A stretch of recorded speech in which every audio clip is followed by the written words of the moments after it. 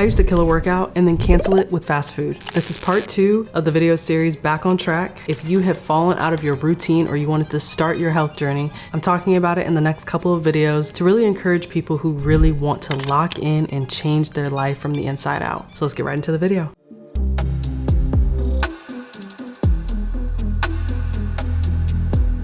Food is the driver, not the reward. This was something that I really had to learn because I would do a great workout. And honestly, after that workout, I didn't even feel like eating the Popeyes, the alpaca, like you name it, whatever the fast food joint was. And eating the most unhealthy thing on the menu is the problem. Your body needs consistency, not confusion. It's something that I've had to consistently tell myself that if I'm gonna eat out, what can I get from this restaurant that is not going to send my new eating habits into a decline? And it's so easy for us to be like, I just don't want to cook. I just want to get something really quick. Like my guilty pleasure used to be like the personal pan pizzas at Pizza Hut, Popeyes for sure. I got beef with Popeyes, honestly, because the amount of times that I found myself in that drive-through was ridiculous. So the diet or workout disconnection, I don't really like calling it a diet when you're just eating God's food, which is what you should be doing anyways. It's kind of crazy that we're calling it a diet when that's something and a way that we should be eating anyways, but I digress on that. I thought burning like 500, 600 calories was going to reward myself with a Popeyes meal that was 1,200 calories. I had to put down the ghost pepper wings, and I really want that for you too. When you're starting out your journey, or maybe it's getting tough and you want to continue it, or maybe you're really seasoned, but it's just at that point where you're like,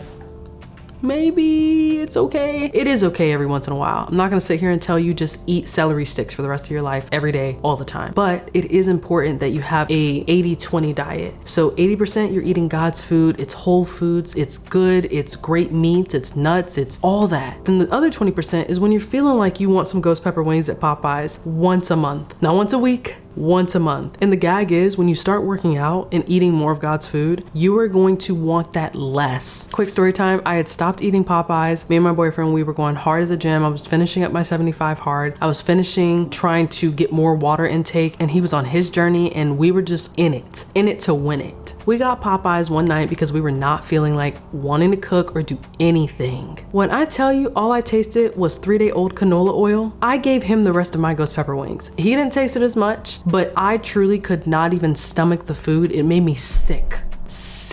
I say this to say that you do not have to find ways to reward yourself with old eating habits, because it's just gonna confuse your body. Like, I'm doing the work, I'm burning out the calories, but I'm not eating the foods that also help nourish it. That's really important. I've started to replace Popeyes with pasta. So I love pasta through and through, but it's gluten heavy, and it's quite honestly probably not the best meal that you can have when you're trying to be in a calorie deficit, because there's just so much a part of it. Gluten puffs me up. I don't like eating gluten. I'm not allergic to it, but I just don't like eating it because of how my body responds and reacts to it. It starts getting inflamed. So for you, that may be a similar situation. Maybe it's bread, maybe it's cheese, maybe it's meat. Whatever it is, you have to find an alternative that still keeps yourself like satisfied, full, not like full to the point where your stomach hurts, but full enough to where you're like, that was good. I feel energized. I don't feel sleepy and groggy. That's what's most important. Also, the myth of earning your food, don't do that. If you want to eat that meal that you know is not going to be good for you, eat it. But don't put yourself in a space where you're like, okay, like I did this, so now I've got to do this twice as hard at the gym. Maybe you do walk an extra 10 minutes, but don't give yourself those doubting, like negative self-talk things. You made a mistake, fix it. First time it's a mistake, second time it's a pattern. As long as it doesn't become a pattern, you should be good.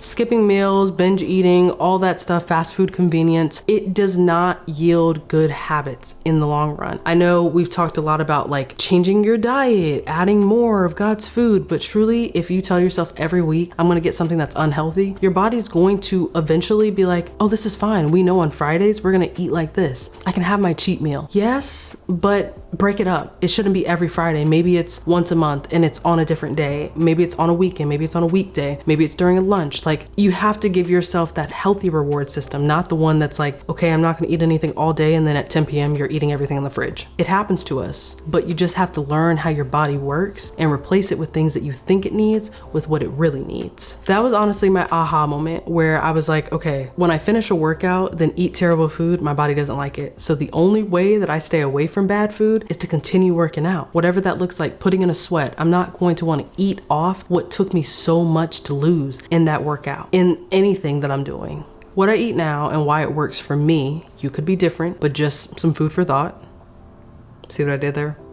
Food for thought. All right, let me chill. I'm so excited that Yasol is the sponsor of this video. Their T1M Plus treadmill has been a game changer for staying consistent, especially on the days when life really gets in the way. So if it's raining outside, I have no excuse. If I don't feel like paying a gym membership long term, no excuse. I love limiting obstacles when I'm trying to build a habit, and Yasol made that so much easier. My favorite part of this is the LCD display, which lets me watch my favorite creators while I walk or run, which makes it feel less like a chore and more like self-care.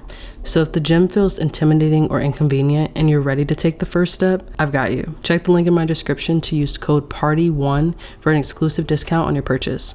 Start showing up for you because you are worth it. What I eat now is I try to eat as much protein as possible. For my blood type, I thrive on protein. So what's important when you're also in this process is learning what foods are great for your blood type. I didn't consider this at all for a long time, and I just kept eating what, I was consuming on Instagram and what they said was good. But little did I know, some things that they were mentioning were not good for my blood type, or just like not the highest of the high on how I can truly get my return. I will eat eggs. I like to eat meats like chicken, steak, it just really depends. I talked a little bit in the first video of this series about women having their hormones and their cycles syncing and just that changing what that day-to-day can look like on what you eat. So you have to be really tapped in that way too. There's so many different things. I'm going to do a breakdown video in future videos, but for now, focusing on proteins, focusing on vegetables, focusing on fruits, limiting processed foods, processed juices. That's how I was gaining the weight in the first place. Like when I was trying to really lose it, I would eat great, but drink a cup of grape juice that had nothing but like hundreds of calories in them. That can be the sneaky one. So you gotta watch out for it. I didn't overhaul everything the second time around. The first time around I did because I was motivated, and that motivation just outlasted what my discipline could have been, and it worked out, but then I gained all the weight back. So did it really? After that, I decided, okay, I'm gonna be more consistent by taking this out and being a little bit more intentional with what I see for my workflow, for my diet, whatever I wanted to say at the time. What's really helped with keeping me within that was creating a budget. So I'm doing this thing where there's only a certain amount that I have for the month for groceries and dining out. So that makes me a little bit more intentional with how I spend my time with what I eat, because it's not just now I'm just gonna spend all this money. I have goals that I'm trying to hit financially, which means the culprit can't be food. I can get something and make something last, find a way to get creative and keep it healthy at the same time. So that might work for you. Always go grocery shopping with a list. Hear me now. Always go grocery shopping with a list. There have been times where even with the list, I'd be like, oh, I need that.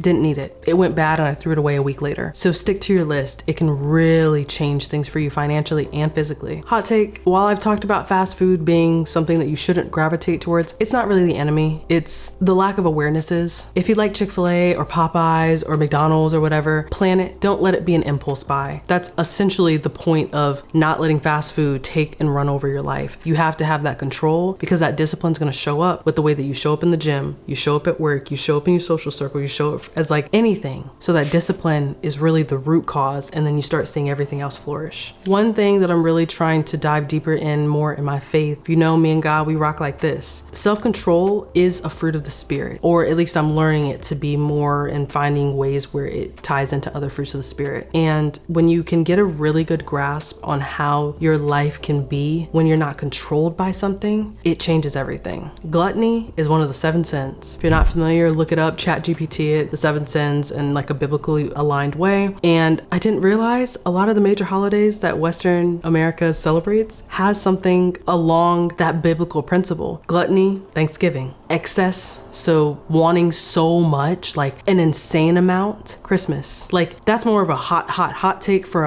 another day and another time. But as I kind of grow in my spirit and grow in my relationship with God, I'm seeing how things that I'm doing in the world relate to my biblical principles and ways of life. And it is truly eye-opening. And I recommend that if you're also like that or you're interested, read about it, research it, and see how you can do even better in that space. Finally, if you're working hard in the gym, but you're not seeing results, ask yourself what's happening in the kitchen. At the end of the day, if you take nothing else from this video, it's to ask yourself, what am I doing consistently? Or maybe what am I not doing consistently that I could be doing better? Trying it, finding ways to make it fun if I don't like it, and go from there. It takes time. That is what I'm gonna say throughout this whole video series. It takes time. Don't speed up the process. Find ways that you can really implement something different in your life. Times you're feeling like takeout, look in your pantry, look in your fridge, and get creative with the meal. Because at the end of the day, you wanna feel full and satisfied. Not, okay, I got what I wanted all the time. Sometimes it's just enough to make sure your body is fueled. So I hope this really helped give a better perspective into when you're trying to cut out the fast food and get into better eating habits and find better qualities of life within you, because it's not always easy, but it is worth it when you keep talking about it and having the conversation so that you can always know, even if I make a mistake, as long as I don't make it a pattern, I'm okay. So I'll see you guys on the next episode of Party One Podcast.